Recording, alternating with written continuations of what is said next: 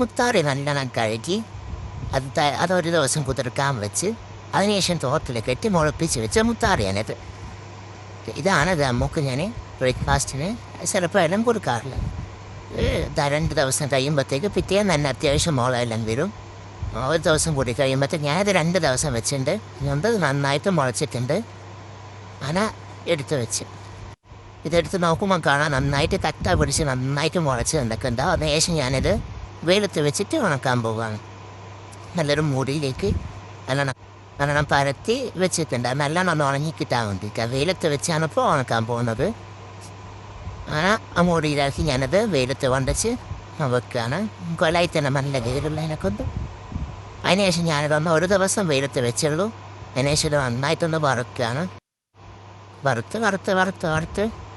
നല്ലോണം വറുക്കുകയാണ്. അതിനുശേഷം മിക്സിയിലിട്ട് നല്ലോണം പൊടിച്ചെടുക്കുകയാണ്. പൊടിച്ചതിന് ശേഷം നല്ലോണം ഒരു അരിപ്പ വെച്ച് അരിച്ച് നല്ല പൗഡർ പോലെ ആക്കിയിട്ട് അത് ബാക്കി ഞാൻ ടിന്നിലെടുത്ത് വെച്ച് അത് ഞാനൊരു 250 ഗ്രാം മുത്താറിയാണ് ഇപ്പോൾ മുളപ്പിച്ച് പൊടിച്ച് വെച്ചത്. അതിനുശേഷം ഞാനത് ഒരു പത്തിരി പോലെ ചുട്ട് കൊടുക്കലാണ് പൊതുവെ.